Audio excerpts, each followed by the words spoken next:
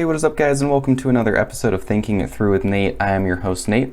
In this episode, I have on a guest, my good friend Braxton Floyd. He's also my coworker at our nonprofit Utah Approves.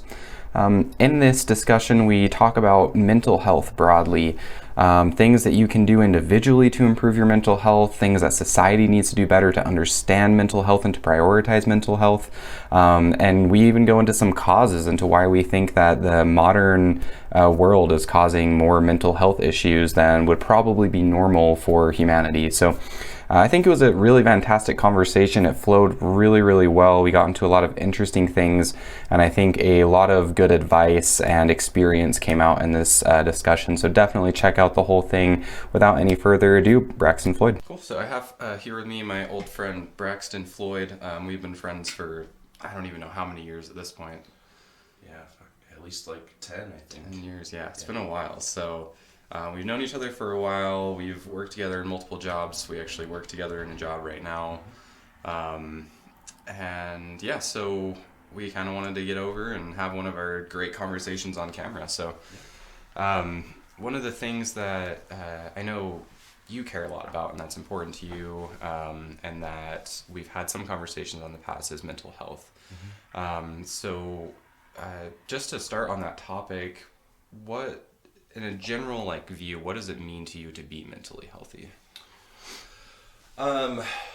Well, to be mentally healthy, I think it's important. I think that the way you asked that to you, because to be mentally healthy to me I'm certain looks very different than being mentally healthy to anyone else that I could speak to. To me, being mentally healthy is being able to experience your emotions in real time, and being able to assess those emotions, set them aside in their rightful place, and then make your decisions around whatever the situation that is bringing those emotions up, right? For instance, someone challenges me in something that I'm very confident in, and my very immediate emotion is to become defensive, and to protect what I feel so deeply is right. However, that's a really unhealthy way to go through life, I think. So what's important to me is that I've been trying to learn to assess my emotion the moment that it's challenged, and set it aside and respond to the situation. And something I've been really big focusing on is reaction versus response. I don't want to react to the situation. I want to respond to the situation. Yeah. And then later, when I have the time and I'm by myself usually, then I can go back and I can revisit those emotions and what triggered that, and do some deep diving to try and decide why I feel so challenged or unsafe by those notions and those emotions, and being able to approach those from a more informed place the next time they occur. Yeah, I like that a lot. That was super poignant. So you said react versus respond, and I thought that was a good way to put it, because it's kind of, I think that's the real challenge with mental health, or at least in dealing with your emotions, which I feel like is a lot of mental health, is just realizing when you haven't thought through your response and you're not really living up to your values in that moment. And I think that's a reaction. Versus, or I guess, let me ask you, how would you characterize a response versus a reaction? Actually, I think this was shown to me, the way I understand it now is I saw it in a TikTok. I follow a lot of TikTokers that talk about ADHD and autism and overcoming those, especially, and then also depression and stuff. But one thing I saw is this gal, she puts together a visual comparison of a response to a reaction. And think of spilling a glass of milk, right? Because that's such a common don't cry over spilled milk thing. Yeah. But when you translate that into its real metaphor, it's don't cry over mistakes, don't cry over these things that happen, and don't let them control you. And I think that's something that's very much easier said than done. So in this video, this gal is sitting at her dining room table, and she reaches for something, and she knocks over a glass of water, or I think it's supposed to be milk for the metaphor, right? And she knocks it over, and the very first thing she does is she ridicules herself. And immediately she's like, oh, dang it, why did you do that? Why? And that initial emotion is anger with yourself, which doesn't help you at all. Yeah. It's actually detrimental. Yeah. And then she kind of rewinds, and the same scenario, she knocks over her glass, and she stops, she leans back in her chair, and she takes a deep breath. And then she says something funny to herself. I don't remember what, but she just says something, just a funny word to make herself laugh, right? Because the proper emotion is to realize that, yeah, this might be frustrating, but it's so minute and so minuscule that that inward ridicule and that being angry with yourself because you moved your hand too fast, right, is not productive. The productive thing to do is to take a deep breath and realize that that angry emotion that wants to rise up to the top of your throat and wants to say something, and being able to choke it back down, and then put out the response instead of the reaction of fiddlesticks or something like that. She says something funny, right? And then she goes to clean up her mess. And that really, to me, that was a very important visualization of a response versus a reaction. A reaction is something that just happens, and our emotion hijacks our nervous system and takes complete control. And it might not be for long, it might only be for 10 seconds, but that's enough time to do serious emotional damage. And depending on the situation, that can do damage to your relationships around you as well. 100%. So it's really important, I think. I've used that visualization to choke down the reaction and say to myself inwardly, that's a reaction. Don't let that out, right? We can know it's there and we can deal with it, but right now, don't let it out. And then we decide on the response that we want to take, and that's what we let out, and we let that out with intention, rather than just losing control. Yeah, I like that a lot. One thing that's bringing to mind for me is this distinction between how to deal with that emotion, because I like how you put that. You said you don't let that reaction out in the moment, you put it aside to deal with it later, so you can understand where that's coming from and understand yourself better, so that in the next time maybe that doesn't come on as strongly. But there is all sorts of ways that people attempt to deal with reactions like that, when we realize they're unhealthy, and those ways of dealing with them can also be unhealthy. One of those ways is just let it go, right? Never think about it again, whatever, that's not healthy, you got to deal with it later. The other one is like just completely repress it and ignore it like it never even happened, which also isn't healthy. So I really like that. It's realize it's happening, realize that it's not okay in this moment, but this is still an expression of whatever's going on inside of me, and I gotta figure that out later. There's a reason behind the emotion and the reaction wanting to come out, and what we're responsible for, and I'm not going to go too deep into this right now, but all these reactions are bred into us, right? From the time we're little kids, and the treatment that we get from teachers and parents and peers, really ingrain these reactions into us. And now as adults, we have a choice to let it roll off and say, oh, that's a problem that I have that happened because my parents treated me badly when I was a kid, right? And we push all the blame off, and we continue to act in a way that pushes people we love away from us, makes them not really want to be around us as much because we don't treat them well. And then burying it can also come from those negative scenarios of you weren't really allowed to voice the way you felt without ridicule. And so it's important, I think, to identify it in the moment, set it aside, and leave a pin in it, and know that later that night when you're sitting in your bedroom and you're just kind of chilling, thinking about your day, that it's something you need to dig into. Yeah. You have to, and I guess maybe you don't have to, but I have to. I feel a very deeply seated need to work through my traumas and to work through these learned reactions, Yeah. and develop the responses that I really want to put out into the world. Yeah, absolutely. Well, and I think that's key because, I mean, sure, maybe you don't have to, but if you value being mentally healthy, growing yourself and growing in your relationships, then those are the things that you kind of have to do to maintain those things. I like how you said that about a lot of these reactions go back to how we were taught to react to these things as kids, whether or not it was like formally taught or we just picked it up as this is how you're supposed to act.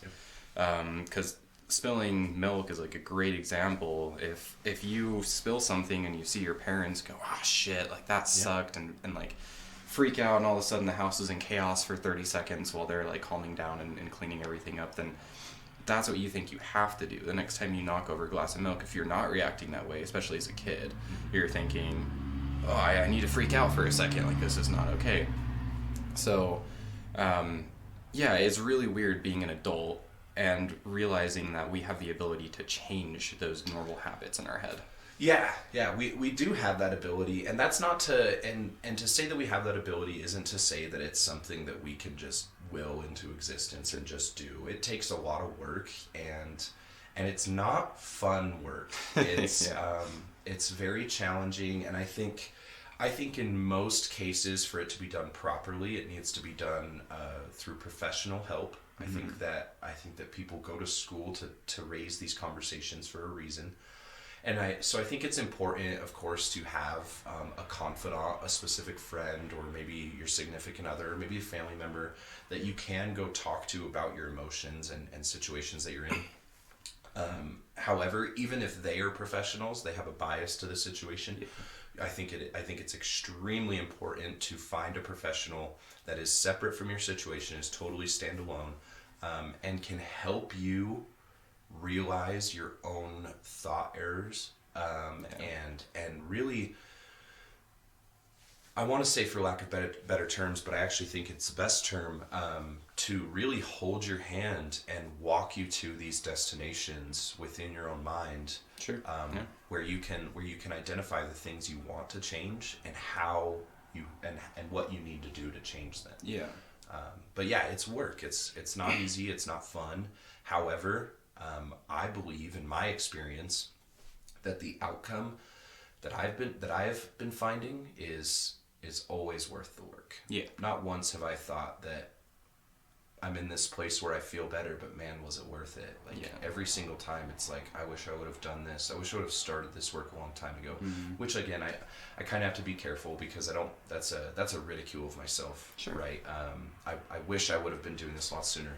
And what I have to focus on is part of the same growth that I'm going through, and there's different stages, and I'm not done, is that I'm so grateful that I took those steps, that I have been putting in that work. Yeah. And it hasn't been easy, but I'm proud of myself, which is something I think a lot of people, and I understand why, but a lot of people don't tell themselves often enough, is when they should be proud of themselves for the work they do. Totally. A really healthy viewpoint, I think, is that like you can only do what you can do with your current moment. From what we can do now on, there's no point dwelling on what we didn't do in the past.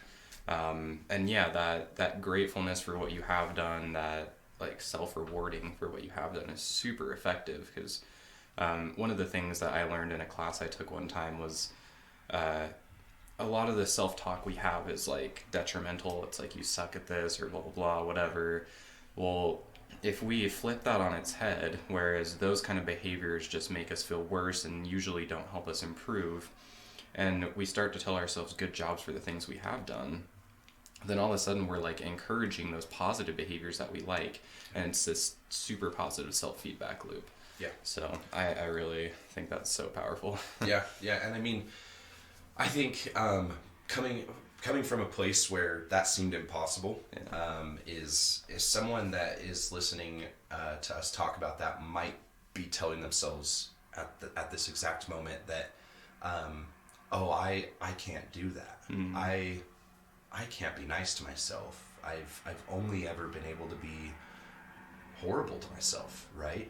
And I think I just really want to put an emphasis on the fact that we're talking about how beneficial it is to learn to be able to do this does not at all mean that it's easy. Doesn't mean that you can just wake up one day and do it. I still, every single day, there is at least one moment in my day, and I guarantee you it's more than one, that I want to react to myself and say something really terrible, and I want to put Braxton down, Right. because he didn't perform at the level that I know he can. And it still happens, and some days it comes out. Some days that reaction happens, right? I think what's really important is that the moment those words leave my mouth, I have to decide that, yeah, I let the reaction out, but now I'm going to battle that reaction. And then I go straight into my response. And although I've already said one thing, that doesn't mean I can't say something else. Yeah. So I've said my reaction, and then I say my response. And now that I've said them both, it's so easy for my mind to gravitate to the response, because it's so much more positive. It's logical. Yeah. One thing that I've had to battle a lot with is my own efficiency at work, right? In my brain, I should be 100% efficient all the time. Sure. But I know that's not true. Yeah. We're not machines. We're not robots. We're not well lubricated machines that run consistently. Okay. Yeah.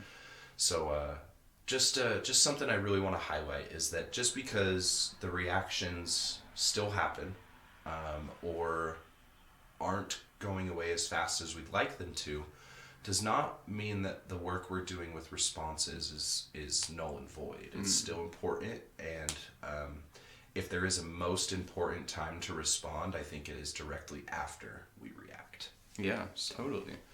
Yeah, so there's this concept that I really like called radical acceptance.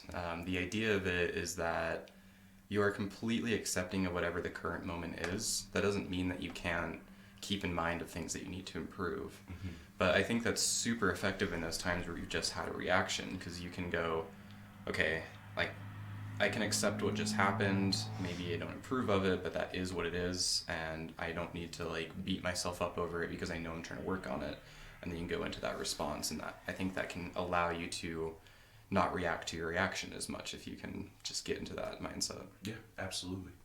It's a very long and slow training process, and we're literally training our minds. Yeah.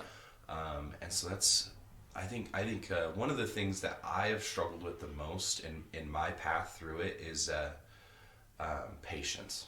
Right. I'm very impatient, especially with myself.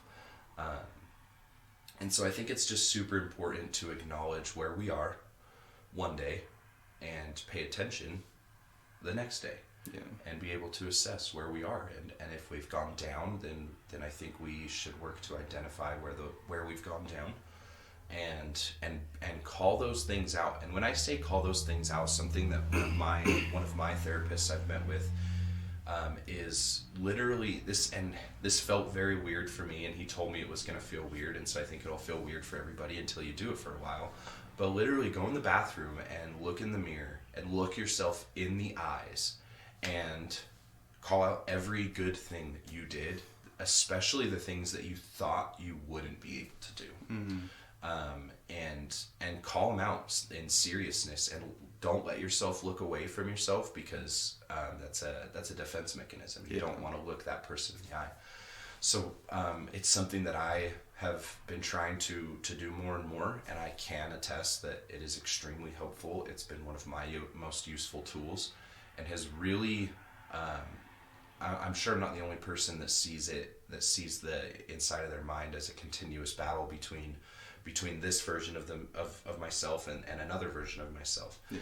And I think that the version of myself that I like and that I want to take the most attributes from has really started to rise above the other, and win more and more and more as I've called those things out. Yeah. Almost uncomfortably, I should say. It's not easy. It feels like you're lying to yourself a lot of the time, and that but you have to remind yourself the only person you're talking to is yourself. Yeah. And that's, I think, what that eye contact is there to help with.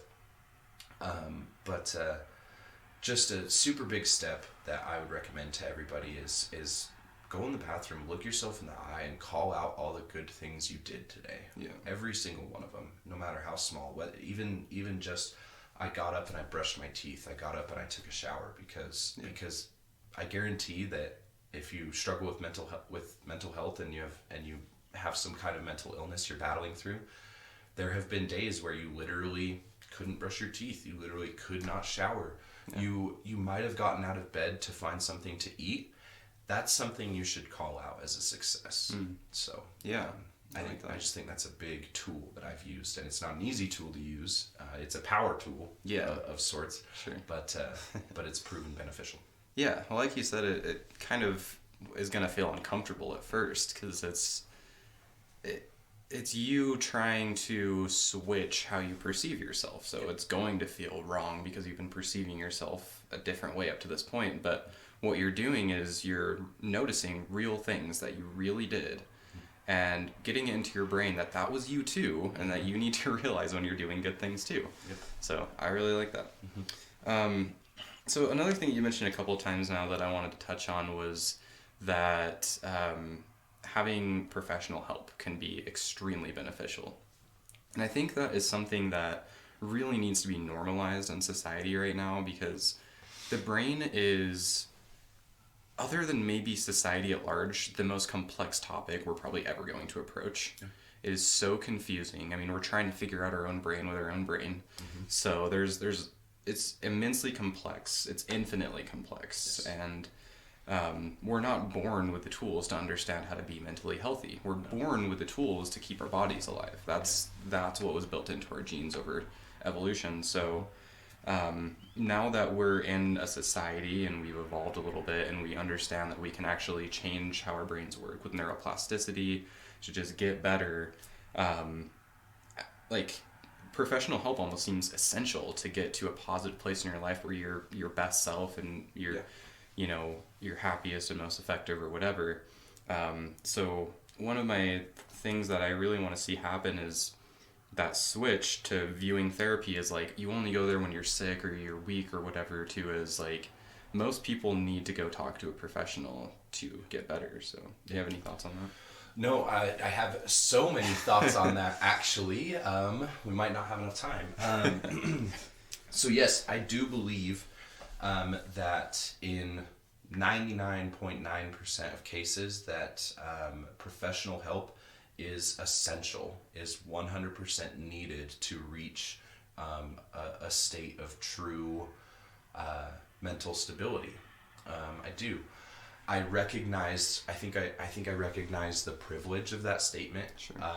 That therapy is not readily available to everyone in our country or in our world. Yeah. For multiple reasons, and that can be location, that can be the cost is pretty significant,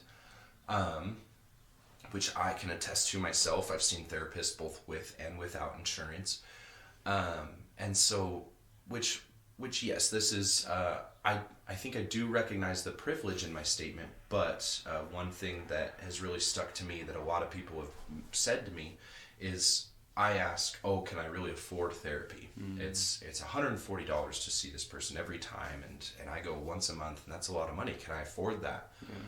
Yeah. And something that I've been immediately hit back with from several people, and I've never once had the thought like, man, maybe they're wrong.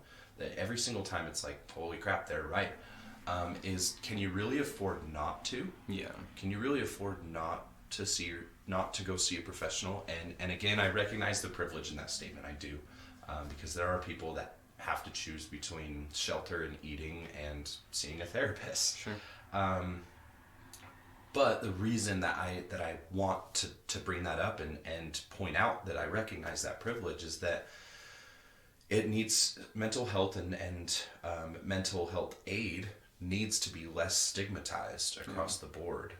There's a few places you could argue that it needs it the most. Men's mental health, it's extremely looked down upon between, in a group full of white-knuckled men that have just kind of pulled themselves up by their bootstraps. A lot of people like that phrase. And just kind of toughed it through life will will look down on people like me who have decided to get help. Yeah. And I've experienced that. I know what that looks like. I've experienced that from family members, which is hard. Yeah. And so, you have those people that can't afford to go, and the people that can't afford to go, I think, as a defense mechanism in their brain, will ridicule those that do go and say, "Oh, you need that, but I don't because I'm strong." Yeah. Which I'm not in that situation, so I'm not going to cast any kind of judgment on. I think I understand why our brain takes us to that thought process. But what I'd really love to see is a destigmatization of mental health in both a conversational point of view, so that when we talk about mental health, there aren't people in the room that say, "Oh, I can't believe he has to go through, I can't believe he needs that. Mm-hmm. I don't need that." And also a destigmatization in the way of mental health care should be something that is immediately accessible to everyone, in my opinion. I think absolutely anyone should be able to, one, see a therapist to help you learn tools and coping mechanisms to overcome your challenges, and also to see a psychiatrist, because unfortunately, and actually, you know what, I think me saying unfortunately to that comes from a stigmatization. But everybody needs both a vocal input and an outlet, someone to talk to, a therapist. But some of our brains literally don't make the chemicals that we're supposed to have in the levels that they should be there. Yeah. And in those situations, I think it should be looked at as completely normal and as the brave and correct thing to do, to see a psychiatrist and be willing to try some medication. Sure. to help correct those things. Now, is there problems in the medication game and issues with Big Pharma? Yes, but that's not what we're here to talk about. So yeah, I think I would love to see the destigmatization in the way of both therapy and psychiatry, because I think the two hand in hand are the best route to battling mental illness. Yeah, well, if it's okay, I'd like to talk about the psychiatry part a little bit, because I agree that there's this like double stigmatization on either side. It's either like your only path to mental health is by taking a pill, and that's like half of our society seems to view it that way. And then I think the healthy way to view it, and is how you put it, is you've tried these other routes, and you've gone to a therapist, and you've tried changing your routines and your eating habits, and you've exercised and all these kind of things, and it's still not helping. Well then, yes, please go try to understand maybe if this is a chemical issue that can't be fixed by any of these normal things. Yeah, I think that's super important. But then the other side of that same side, I think, is that we are currently in a time where pharmaceuticals and drugs are seen as different things when they're really both just substances. Yes. And so what I want to see more of is the usage of things like psilocybin and MDMA in therapy before the prescribing of things like antidepressants or anti-anxiety pills. Yeah, which is something that I am aware of.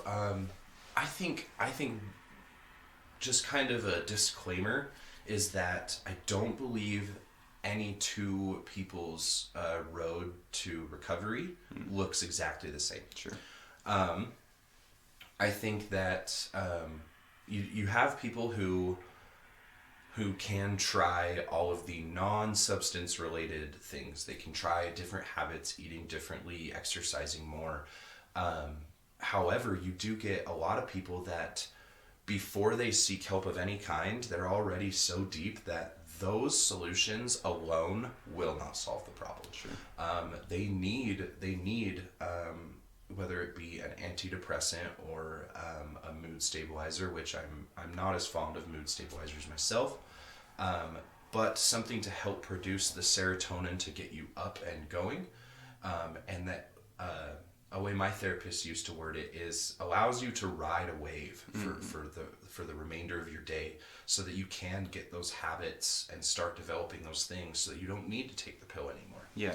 A mistake I've made several times in my life and recently is I get to a point where I think that my habits and the way that I'm going throughout my day is finally where it needs to be, that's all I need to rely on. Mm-hmm. And so I attempt to stop taking my prescribed medications. Every single time it's turned out to be a negative assumption on my part. Sure. And ends up with me backpedaling a little bit, having to redo some steps. So that is just a disclaimer that that no path I think will ever look the same. The use of psilocybin and MDMA, I think I know why we haven't used it, and that's the remnants of the war on drugs, right? Sure. We've been talking about stigmatisms. There's a very negative stigma around ingesting any kind of substance for your mental health, right? Yeah. Which I think largely comes from alcohol and hard drugs, which is a huge issue in our country, especially here in our state, here in Utah. But I think that things like psilocybin and MDMA, if they were more studied and more regulated, which they're studied in other countries quite a bit, and so we see the benefits, we do. But I think if they were implemented, and then the people that you tell to use them, you have legitimate reasons as why you think it would help as a psychiatrist, right? Yeah. And then you monitor the outcome, because if you really look at it, I know that I hate this argument, and which is why I bring it up, because I think that the arguments that piss us off the most are the ones we should talk about. Absolutely. But people always want to criticize antidepressants by saying one of the side effects is that it can lead to suicidal thoughts. Sure. Right. I hear that a lot. And so if you really want to put in comparison the most extreme side effects of an antidepressant like Prozac is you could experience suicidal thoughts, especially in the first 4 to 6 week period when your chemicals are all over the place. Yeah. That side effect is non-existent with psilocybin. Mm-hmm. You know, there's not a fear that in the first 4 to 6 weeks that you do it would probably be recommended in one dose, I think. And, and you know, I could be wrong. There could be other expertise around that.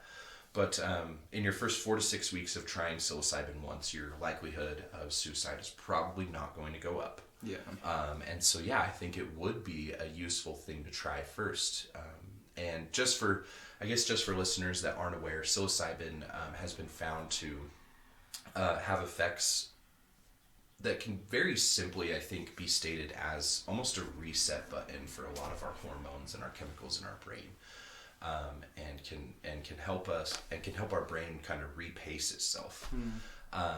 And so I for one would love to see all these useful chemicals used in the road to mental health and in treating mental health. Marijuana itself in the last decade has proven to be a very useful tool when working through mental health, depending on the kind of mental illness you're working through. For instance, someone with PTSD who drinks themselves to sleep every night because they witnessed something horrible 10 years ago.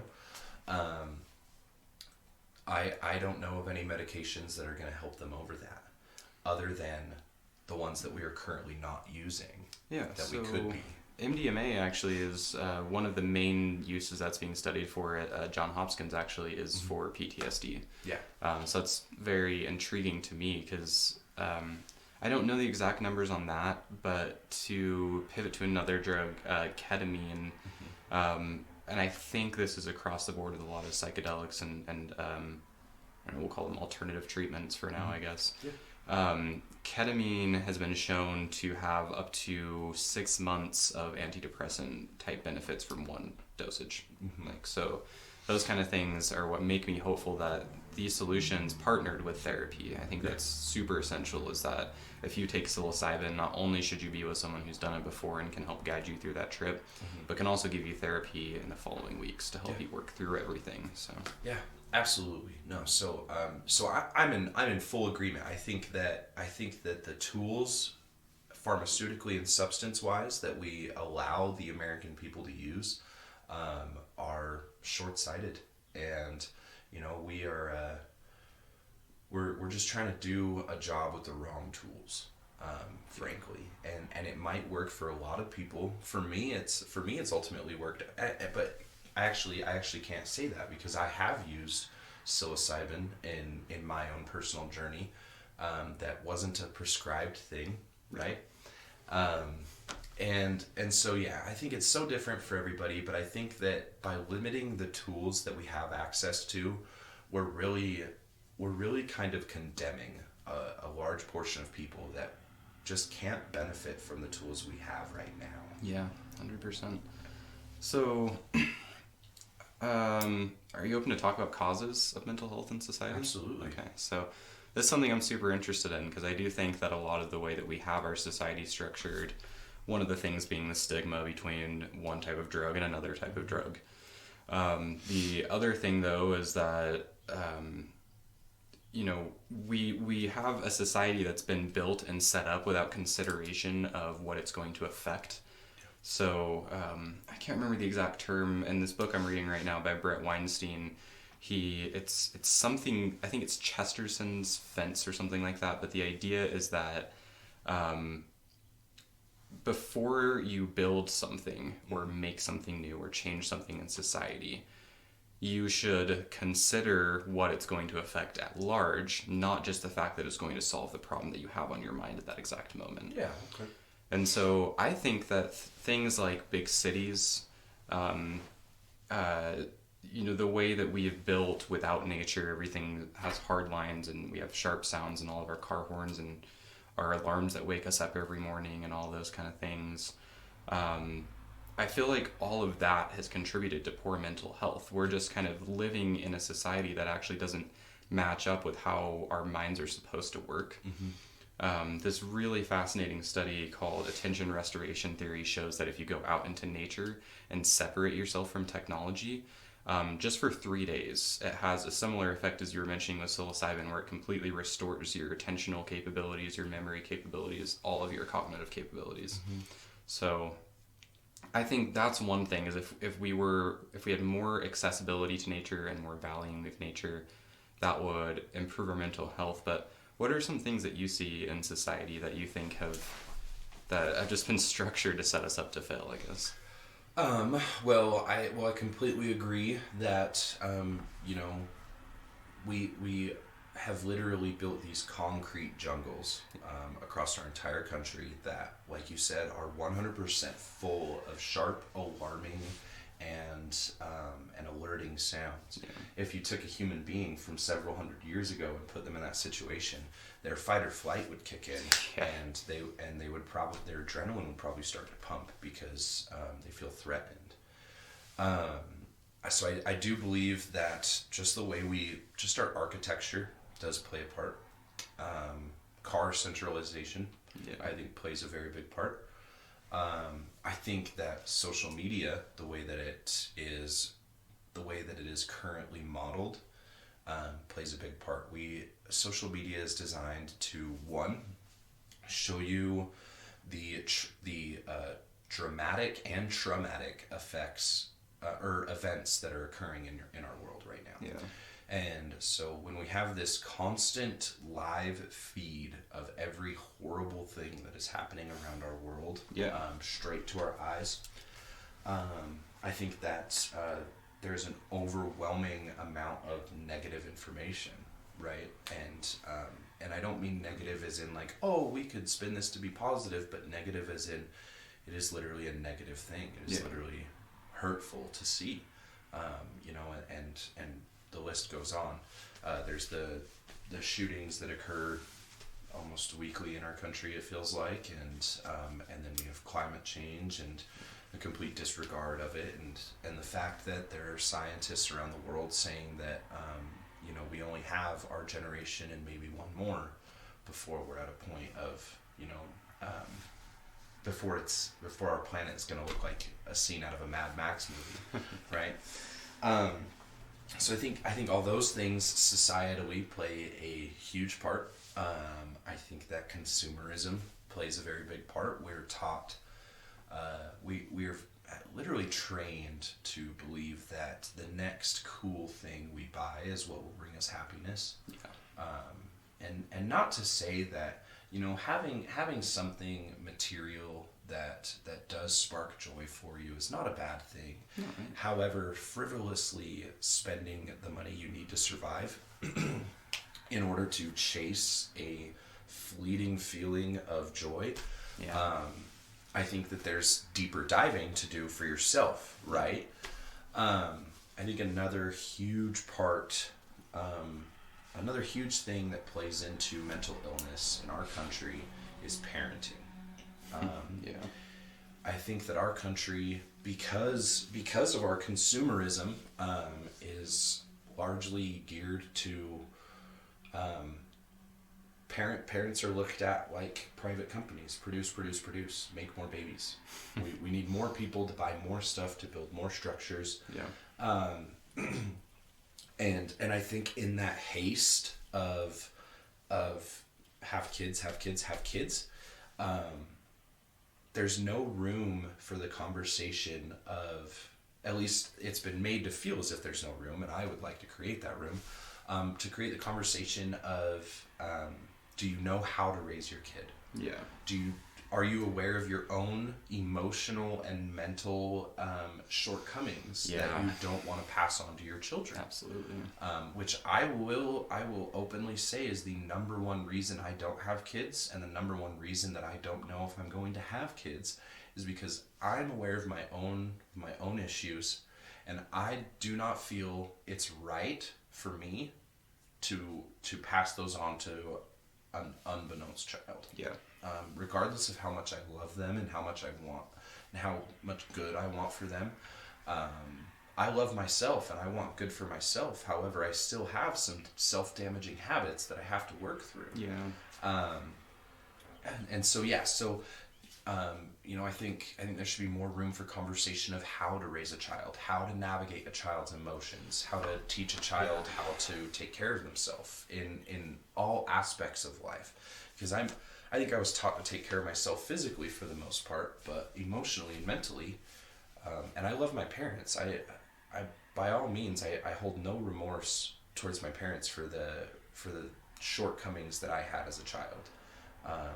I realized that they did their best and that they loved me, but regardless, there are things that I wasn't taught that are vital to me living the life that I want. And so I think there needs to be more room for conversation around educating your child and how to raise a child, being educated to raise a child, I should say. As well as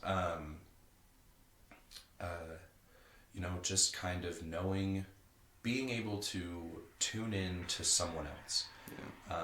You can be very certain of everything about yourself, but if you're not willing to open up and literally allow the frequency of another human being to influence you, then I think it would be very hard to determine how your child feels in a situation, in all kinds of situations.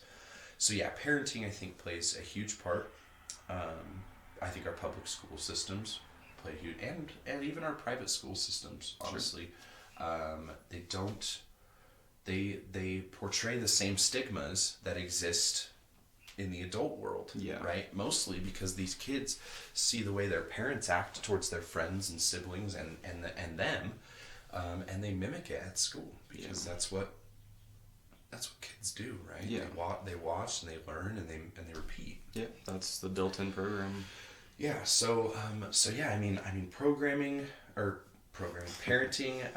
Parenting, social media, just architecture of our society, both physically and politically. There's so many things. It almost feels like everything is pitted against us, right? So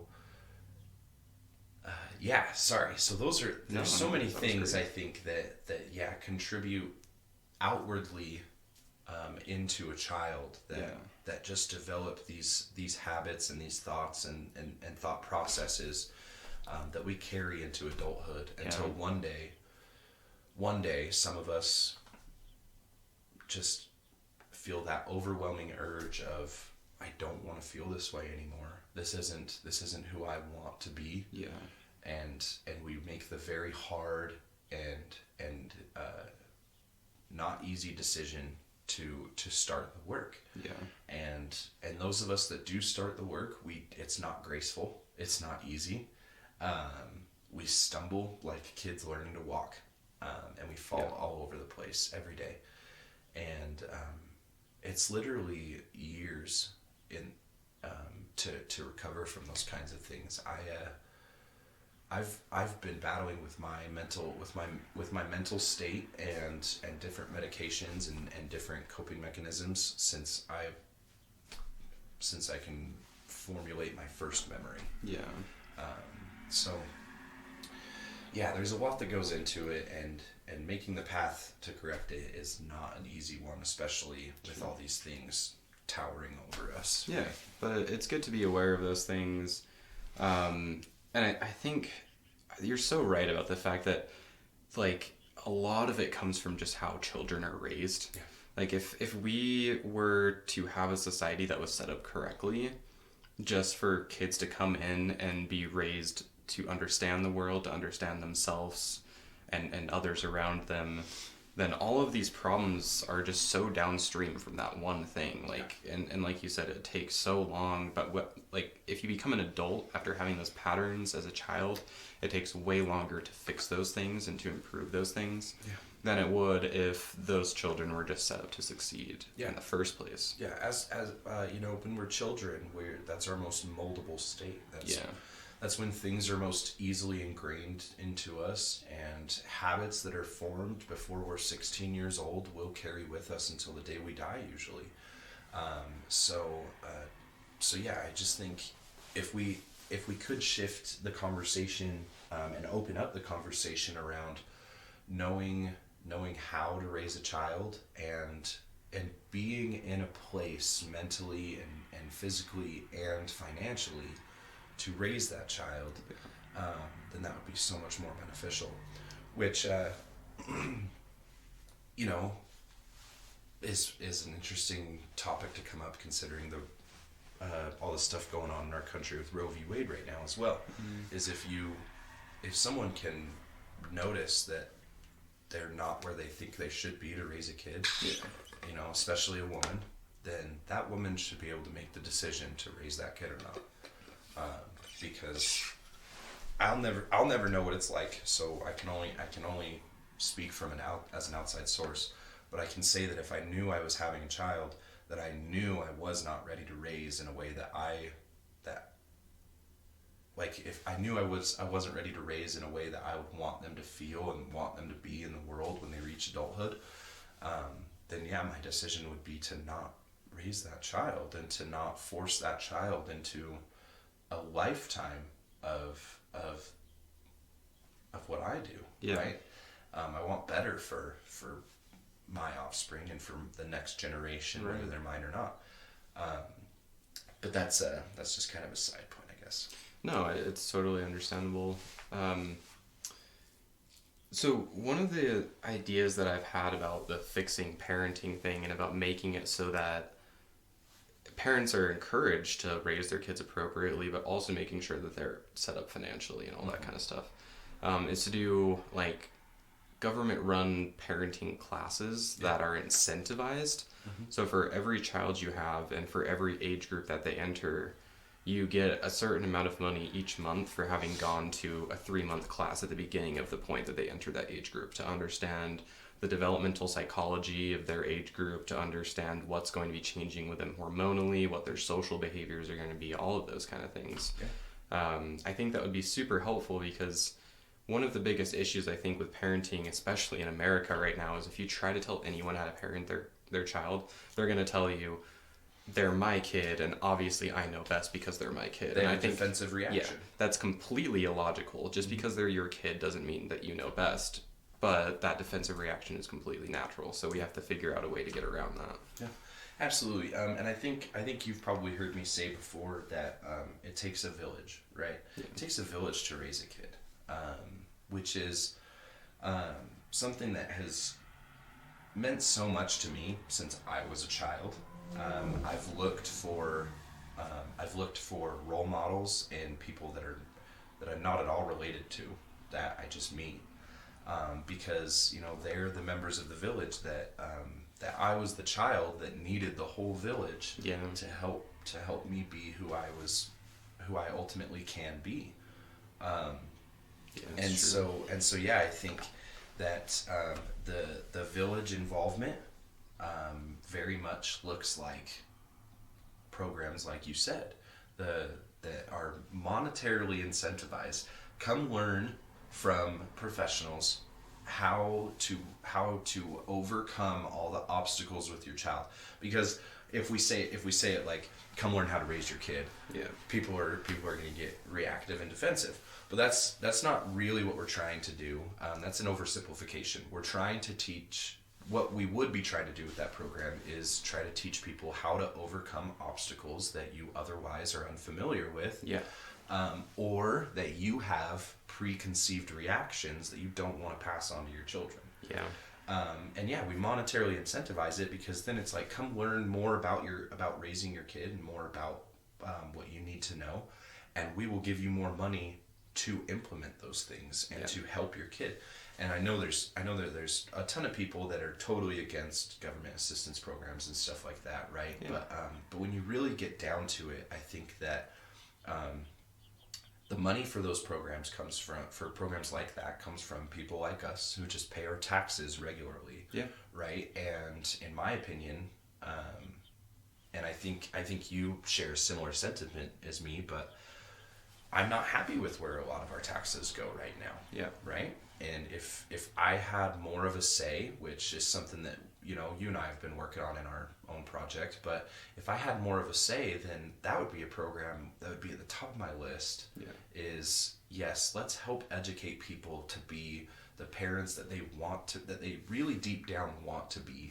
And in turn, we help these kids be better versions of themselves as adults, which is really just giving more power to the future generations. Which, I mean, is that not what our society is always talked about being, right? It's supposed to be everything that we do. It's about building a future to be better. Yeah, exactly. So,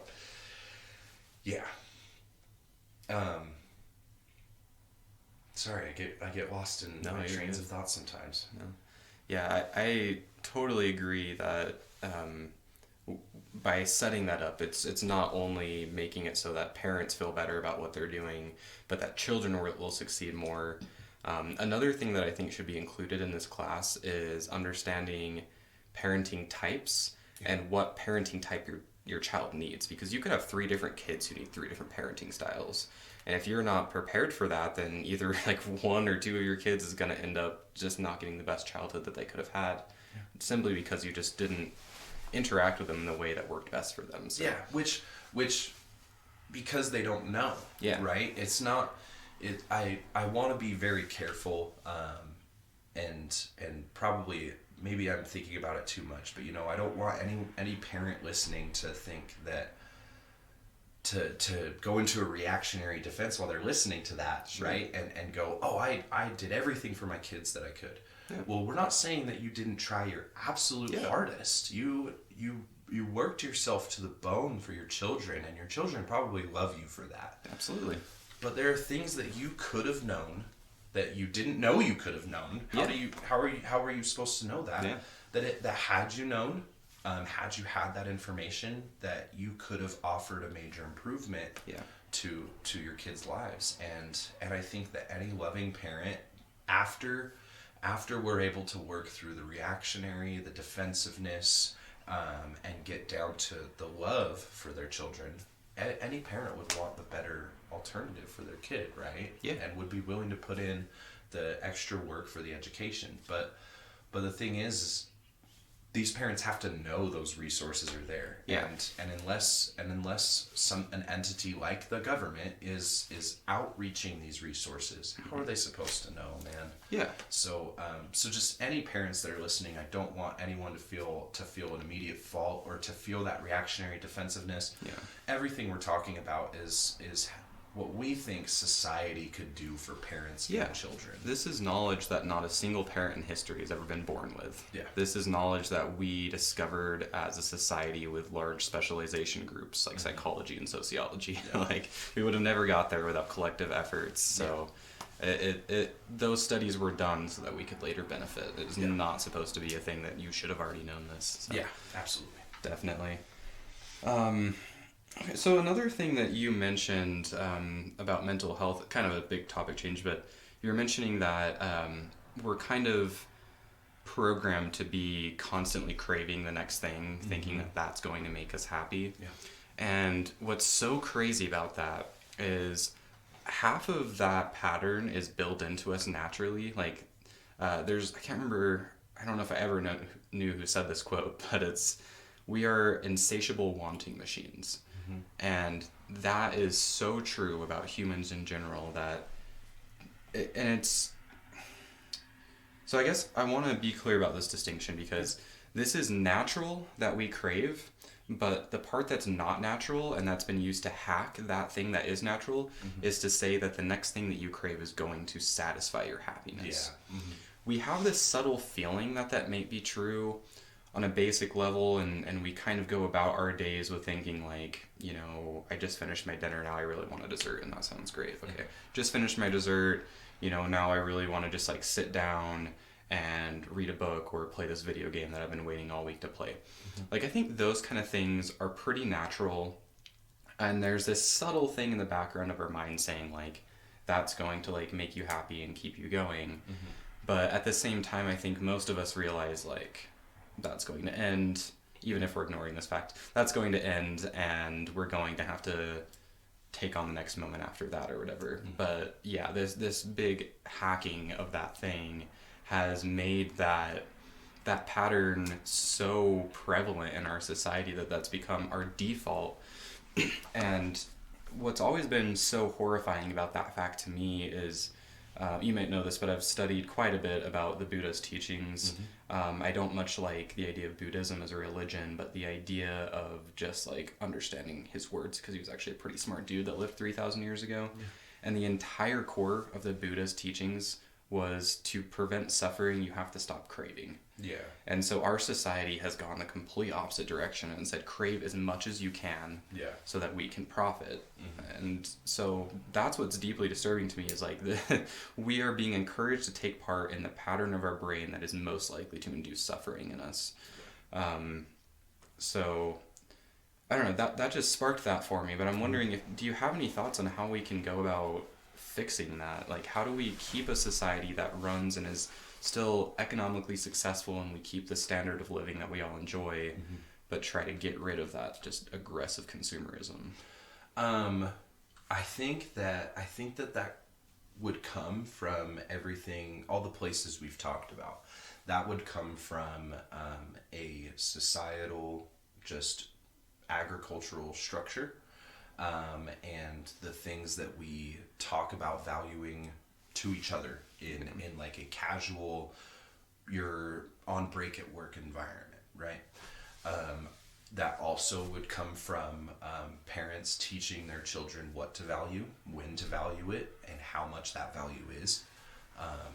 For instance, you know, like I think one big internet joke is the iPad kid, right? Is a big internet joke. Is the kid that you gave an iPad to because you needed them to just go chill out in the corner and be quiet for a little while. Sure. Right? So, which iPads weren't a thing when I was a kid, but it was I was an iPad kid. Yeah. Right. I was handed a Game Boy or a controller or set in front of the TV, and it was, I need you to just be absorbed in this for a minute so I can go handle some stuff, or honestly, just because my mom needed some fucking time alone, which is fine. Yeah. So we're put into these situations where there's something so incredibly satisfying, like a video game or a high-intensity TV show or something like that, right? And so we're so happy while it's happening, and then the moment we have to turn it off and we have to go back to do something we don't really enjoy doing, at least for me, my brain would go into a panic as a kid. Yeah. I my mom will tell you that I threw tantrums when she would take the Xbox away. I would freak out. Yeah. Which I'm not proud of by any means, but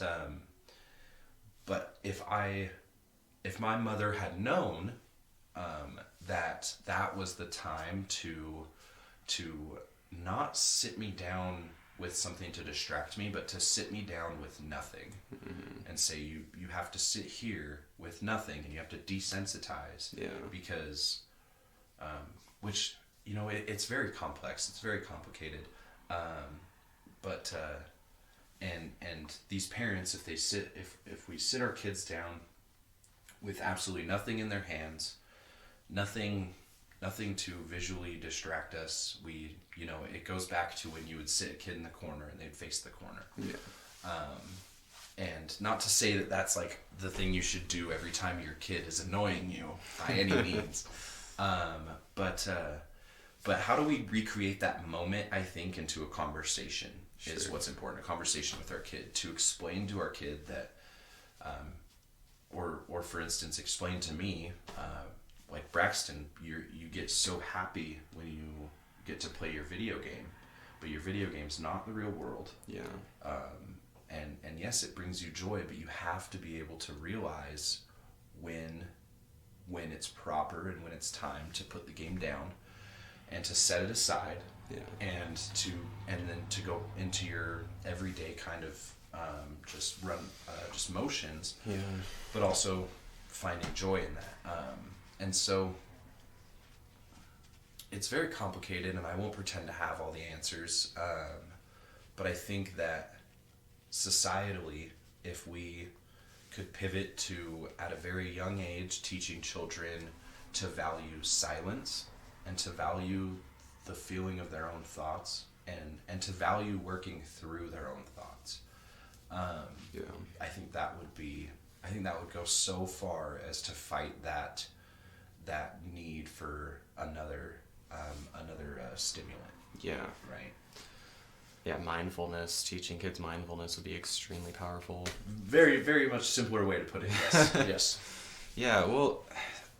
This is getting me to think quite a bit about this, because I think you're right that kids need to understand that the video games aren't real life, and that you can't constantly be stimulated that way and feel that much joy and whatever. But part of me wonders if, like, most kids just can't separate that. Which I'm a testament to that. So I am, just a disclaimer again, when we talk about separating video games, one thing that's really the most important aspect, I think, the most crucial aspect of separating video games is that you get kids that play video game where their parents don't monitor the video games that they play, right? So they play violent, dangerous video games. Grand Theft Auto is an example. I wasn't allowed to play Grand Theft Auto as a kid. The reason being is because I don't believe that video games just make kids violent. However, I do believe that there are kids out there who play a video game like Grand Theft Auto where you can literally run down the street and shoot a random person's head off. You can literally do that in the game. I think there are kids in the world that can't realize that is literally not the real world. And that's dangerous, right? So like there's that aspect of it where some kids need more care than others when it comes to stuff like that.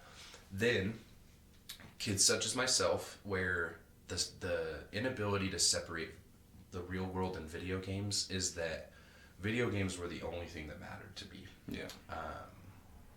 If I was playing a video game and my dad needed my help with something in the yard and I had to turn my video game off for like 2 hours, I got so angry. And I didn't really throw tantrums as much around my dad, I think, because my dad didn't really put up with that shit at all.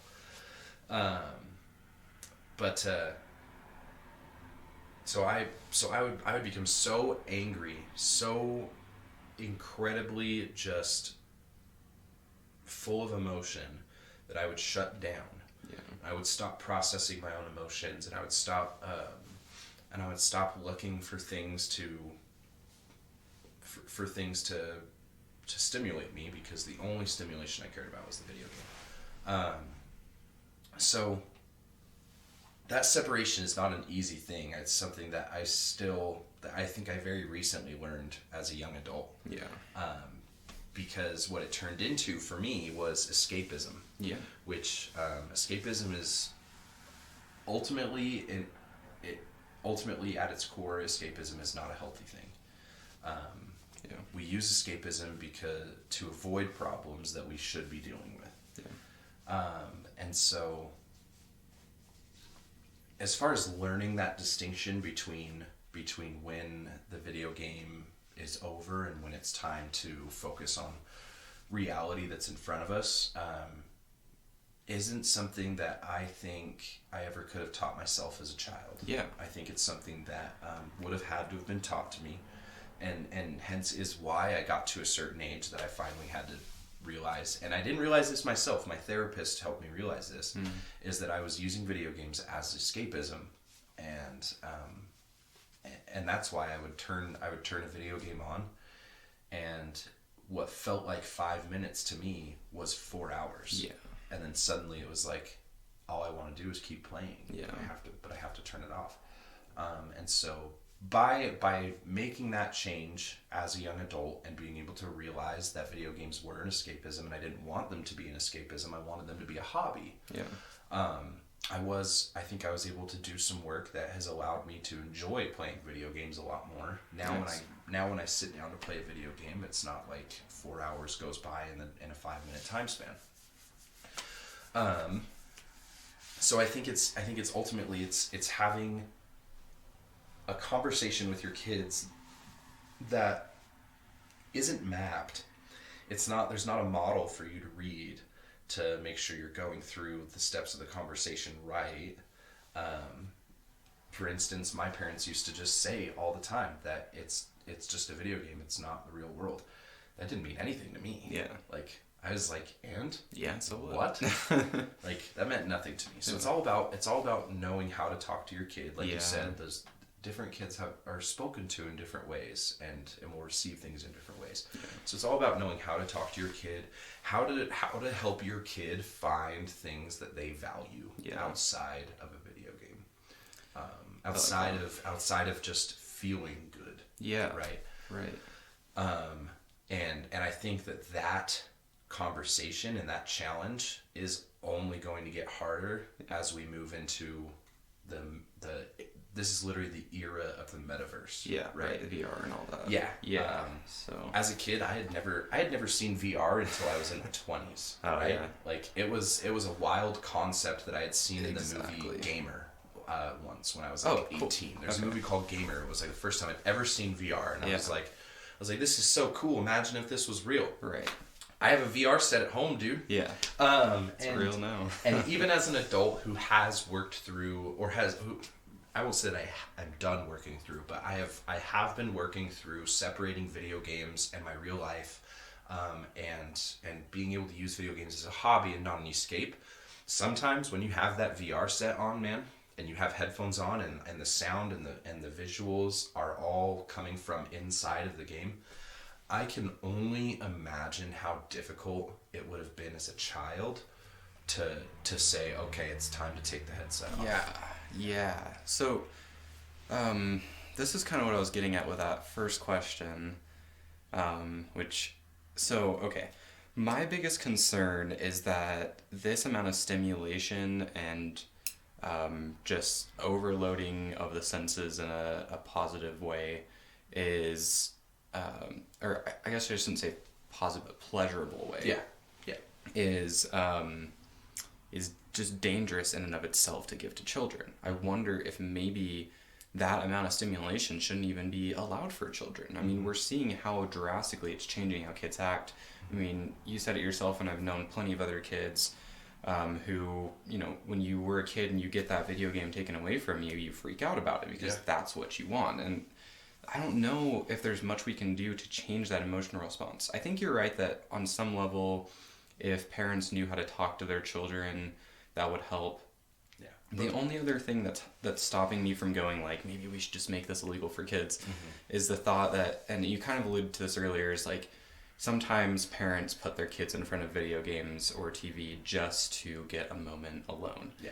And I think maybe that is the root of the problem, because it's like right now in society, most of the time when kids are around their parents, they're getting thrown in front of that because the parents have been working all day. Yeah. They already took you to school. They took you home from school. They just cooked you dinner. They need a break. Yeah. And so it's parents time have to, emotions too. Yeah, it's time to throw you in front of the TV. So I think what we need to do is give parents more time.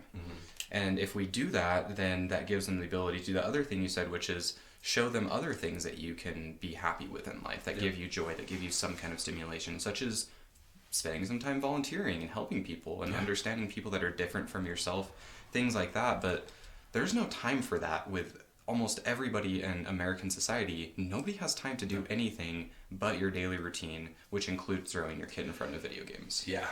Which, I mean, with that, I could get into so many more things.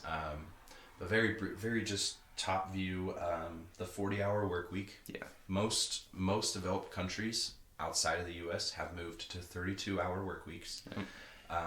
So you get an extra day, right? And that was done in regards to mental health and overall well-being, not only in the adults who are doing the work, but in the children that they have to dedicate time to raise.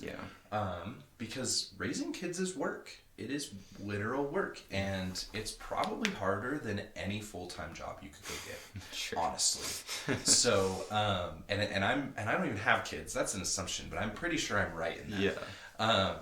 So I think the 40-hour work week is fundamentally flawed, for more reasons than just parenting, but that is one of them. The housing market today, you can't afford to buy a house unless both parents work 40 hours a week. 40 hours. There's no way. And so just trying to keep a shelter over your kid's head, which when you're forced into those primal survival instincts of food, shelter, and water,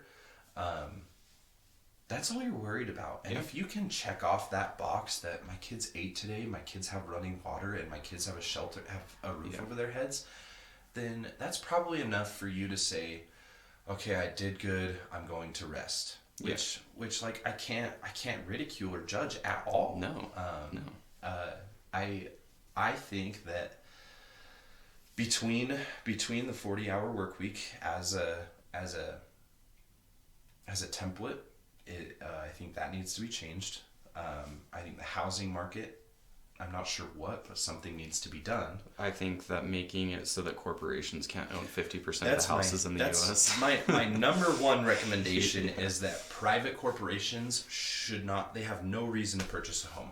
100%. Yeah, not even, like you said, 50% of homes. I literally don't think private corporations should be allowed to purchase a single home. Yeah. I'm just saying that's probably where we're at right now. Yeah, no, you're right though. You're right. If you look it up, there's Zillow and BlackRock, I think. Yeah. Are buying up all these homes, and that should literally, the first home they bought should have been illegal in my opinion. I agree. No one's living there. They're just selling it for a profit. Exactly. So, which if I go a little higher level, I think that housing should not be a private industry. And a lot of people probably, that'll probably sound very socialistic or communistic to some people. No, I think you're right. I mean, I think the only distinction between what you just said is if housing shouldn't be a private industry, I think that goes hand in hand with corporations shouldn't be able to own housing. Yeah. I think that's the exact thing. Because as far as like private home ownership goes, individual home ownership, I think we both agree, obviously, that's good. That's how it was designed. Yeah. But so yeah, when I say private, I mean corporations. I mean business entities. Right. If you are not a person buying a home for you to live in, I don't think that should be the stipulation, right?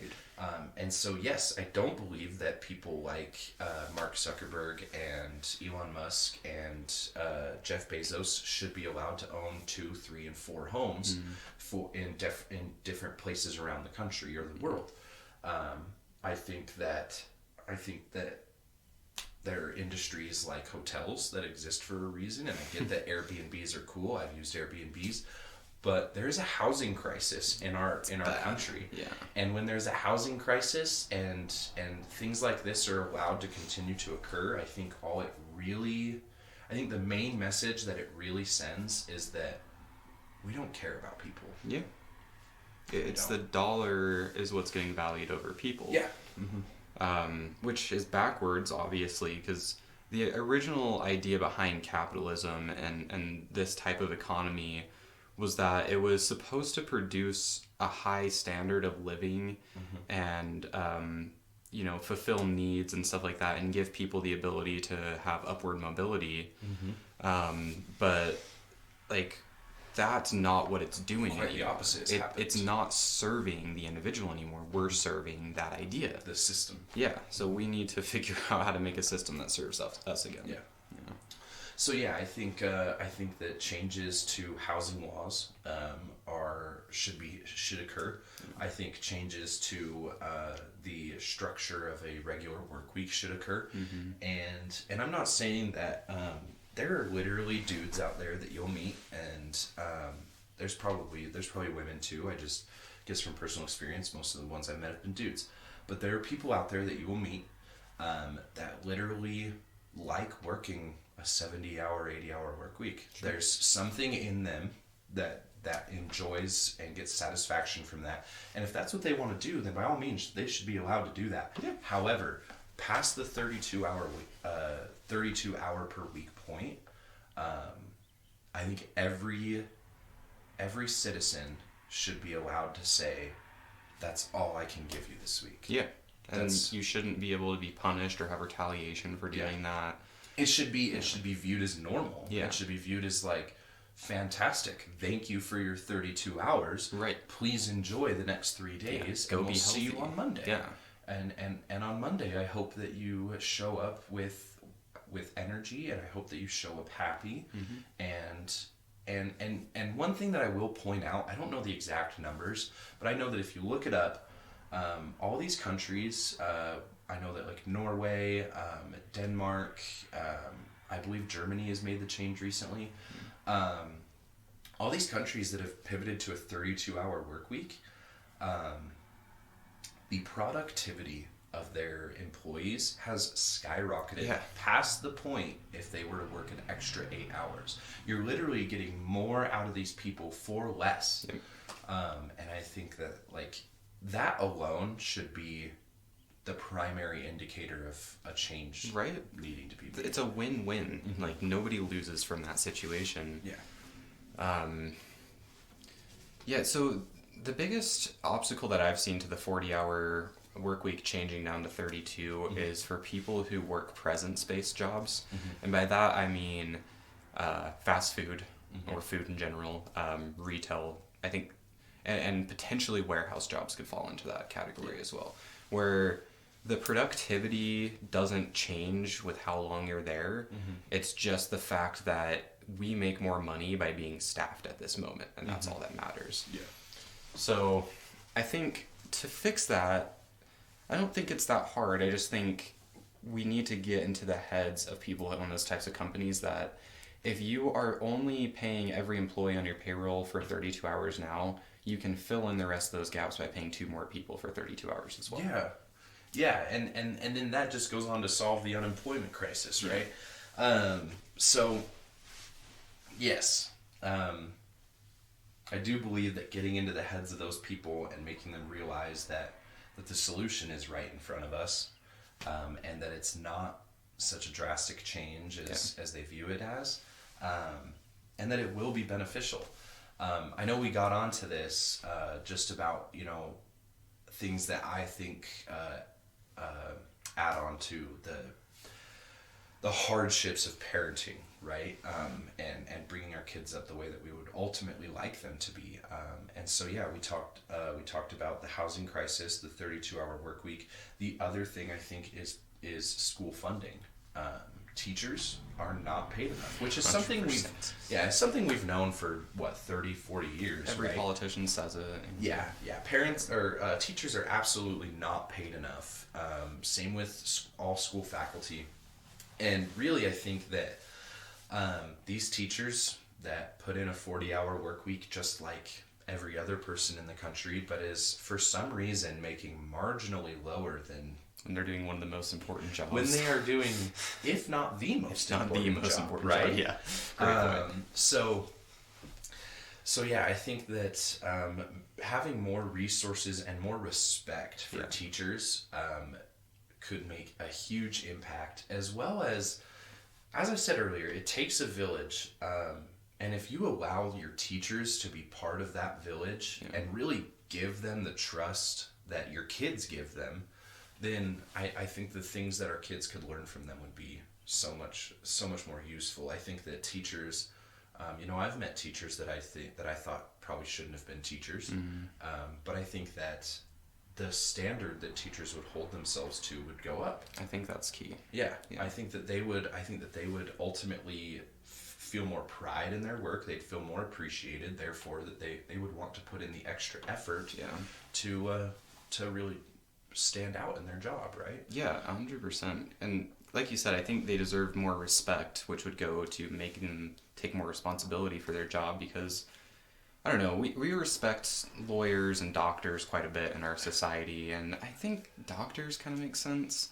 Lawyers, I don't know why they have to go to as much school or quite a bit of school, but why do we respect them? Because they can talk to people. Like that's and it's like, I think that's a necessary role in our society, and not to belittle that kind of stuff, but I just feel like teachers it's inflated compared to teachers. Teachers should be all the way up at the top. It should be like, you have to be one of the hardest working kind of persons through your education and through all of your specialization studies on your way up to really get into that role of being a heralded teacher who makes a lot of money, and because you are doing something that's really important and you've been trained to do that really, really well. I think that would be way more beneficial than having as many doctors as we have in our society right now. Absolutely. I was going to say a lot of the problem with doctors right now is the fact that they just charge so much, but that's a whole other tangent. Doctors currently are going into the most lucrative fields. Yeah.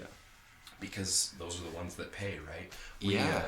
I believe we're experiencing a statistical shortage of pediatricians in our country. Yes. Doctors that literally are there for kids. Sure. Because it doesn't pay, but it pays to be a plastic surgeon. Yeah. So most doctors are like, I'm going to go be a plastic surgeon because that pays the most money, or some other specialty like radiology or something like that. But the fact of the matter of that, without digging too deep, is that if you look it up, we have a shortage of pediatricians in this country right now, which this conversation has kind of evolved into how do we shift our focus towards our youth, right? And I think there's a lot of ways to do that. One of them is just further instilling that value of the children are our future. It's all about the future.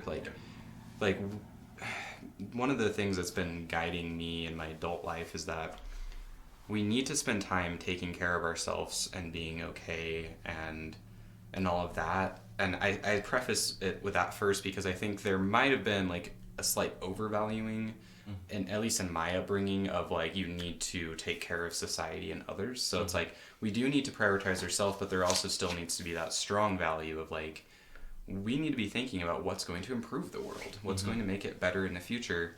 And the number one thing is making sure that our kids are raised appropriately. Yeah. So, if we can fix that, I think that's everything. Cool. Well, how are you feeling about time-wise right now? Good? We can keep going if you want, or whatever. Sure. Okay. Cool. So, let's see what else I had written on here.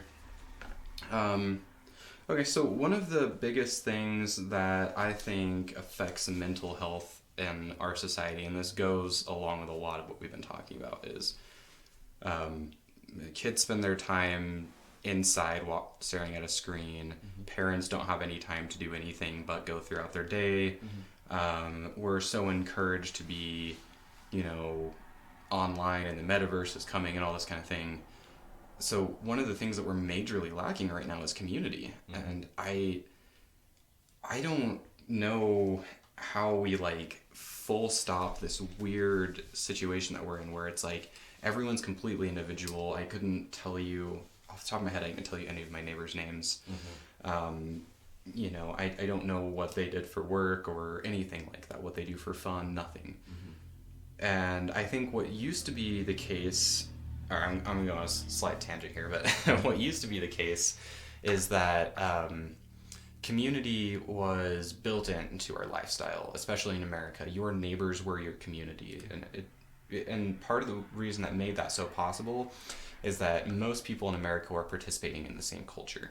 It was like, you know, we all you know, value the same kind of thing, and even back in like the 70s and before that kind of situation, your neighbor could have been a Democrat and you were a Republican, but that wasn't enough for you not to be friends, right? So there was enough of similarity. We all buy the same products, we all go to the same church, whatever it is.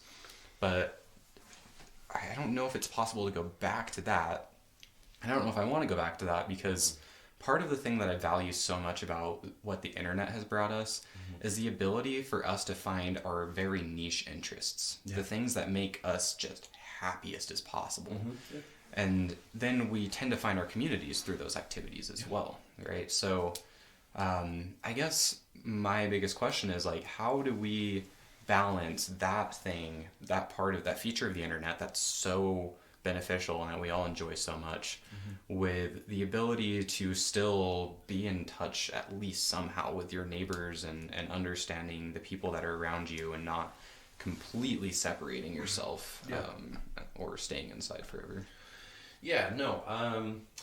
So I agree that I enjoy this sense of real belonging that the 21st century and the internet has brought us, right? Is you can find that group where the things you say and the things that you do feel more valued, right? I do appreciate that, and I see the value in it. I don't think that we will see a large pivot back to you know, just kind of conforming to the neighbors around you. Because that's ultimately what I think it was. I think that people had seen so few different things that they looked at what everyone in the neighborhood was doing and then they mimicked it. So I do think a sense of community in a geological sense is important. I think that I don't necessarily always see the benefit in knowing your neighbors, I should say. I think it's nice to meet people and it's nice to see other perspectives, absolutely. However, I could tell you the first name of one of my neighbors. That's it. And the only reason is because we have a lot in common, right? If we didn't have a lot in common, the people that lived there before him, no idea who they were. So I think ultimately, I think the question is that how do we recreate the community in a geological sense to a beneficial point? And I think that looks like volunteering in groups around you. Especially, I think one of the best places you could volunteer is your local homeless shelter, because you know, there's a statement that most people are probably familiar with: "You're only as strong as your weakest link." And if we apply that to our immediate geological, you know, societal standpoint, I can drive for 30 minutes to Salt Lake City, and the number of people not with a place to stay quadruples. Right? So if I wanted to affect my community, my surrounding cities, then that's like one of the main things I would say is find somewhere that is valuable to you and that you see the outward value, and volunteer and try to make a difference. That's probably one of the larger things. Another large thing that I've seen in some neighborhoods that I would love to see more of is community gardens. Right? Just something that everyone in the neighborhood has kind of this unspoken agreement to care for and to use and to not care if someone comes by and needs to grab something, and you don't. That's what it's there for, right? So things like community gardens and you know, I kind of feel like maybe it would be nice to bring back the neighborhood block party, Yeah, right? totally. And you put something in every neighbor's mailbox and say, we're doing something on this day, and we'd love to see you. We don't know your name, but we'd love to see you. Yeah. Right. These are larger things. These are larger things on an individual level that I think can be done. Yeah. Things that are done on more of a collective level are things such as like. Probably not my favorite example, but I think is a good example nonetheless, is your local high school football game, right? That's been a sense of community in America for a long time, and I think that there is still community there, and that it could be that if that's how you feel to connect with your community, then do it. I guess what I'm trying to say is, if you feel like you want to connect with your community, the first thing that comes to your head, go do it. Yeah. Go do it. The other day, me and Liz were walking in Target, and this guy who I have never seen in my entire life, probably a little bit older than me. If you put us next to each other, absolutely nothing visually in common. We look like we're from two polar sides of the world. But this guy just randomly was like, asked me a question about my tattoo on my calf, and was like, is your tattoo steampunk? And I was like, oh no, it's not. This is what it is, yada yada yada. And all he did was ask a question, and then I answered that question, and he asked me another question, and he said, what's your name? And he said, what do you do for work? And when it was happening, it felt so weird, and it was like, who is this random couple talking to me right now? And I'm talking to this guy, and his wife is talking to Liz, and so while it was happening, it felt so weird. I was like, what is going on? But then by the end of the conversation, it was literally just like, I just talked to some dude that probably lives not very far from me. We shop at the same grocery store, right? And I got to learn about some like his own business ventures. He's got 2 businesses he's kind of running. Wow. And he learned a little bit about me, and I know I've got his name in my phone. I can't remember it right now, but I left that grocery store that day. If that hadn't happened, it would have been like, cool, we got our thing done, let's go home. But because that happened, as I was walking out of the grocery store, I wasn't thinking about what I had accomplished. I was just thinking about the person I had just talked to, and how genuine and just human that they were. And so that I say that just to kind of show the difference in magnitude between the things you can do to bring yourself at least a sense of community. And I think that when you bring yourself a sense of community, I think others see your actions and then they mimic it, right? There are big things you can do. You can go out and you can volunteer. You can go out and you can start a nonprofit. And then there are little things that you can do that are just, you see somebody and you wonder something about him. You see some guy and you think, I wonder why he wore that blue shirt today. Ask him. Say, dude, I like your shirt. Where'd you get it? Why'd you pick that? And let that conversation evolve. And and so really, you're creating that sense of community, maybe just between you and one other person. But I think that someone at the end of the aisle at the grocery store saw that conversation and said, I want to know more about this person. And just, I think it can be as simple as that. If you find yourself wondering, how can I bring myself or others a sense of community, go with the first thing that comes to mind. Go try it. And see how it feels, and you'll probably have another idea by the end of it, and then you can go do that. I think community is so undervalued in today's world, because I like how you said about like back in like the 60s and 70s, it was kind of a conformist culture, but they still had community.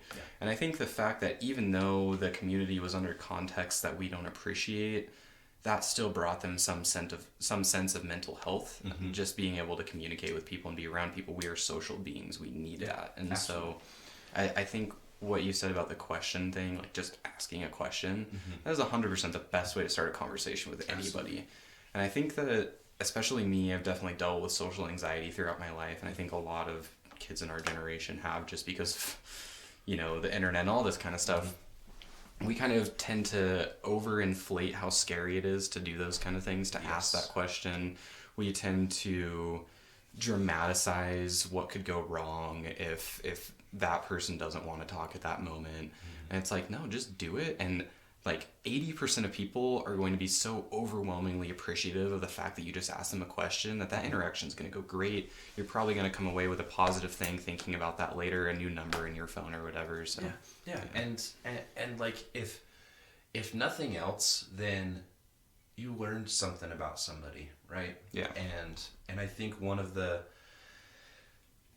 we're gonna, just to make this a full circle and tie a little bow, is, a big aspect of mental health is, do I feel heard? Do I feel seen? Do I feel valued? Am I valuable? Yeah. And do I have to do something to earn that value? Which I think is a battle everyone with mental illness faces, is earning their value. But really, it's like, have that conversation and recognize that person's value in just in the totally minute, non-related answers they gave you, right?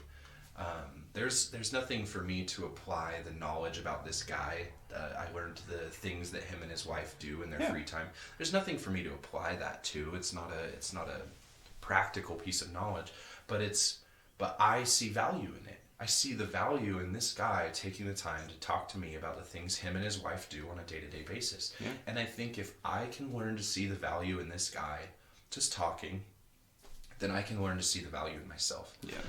And so yeah, if you're having a hard time seeing the value in yourself because of your battle with mental health,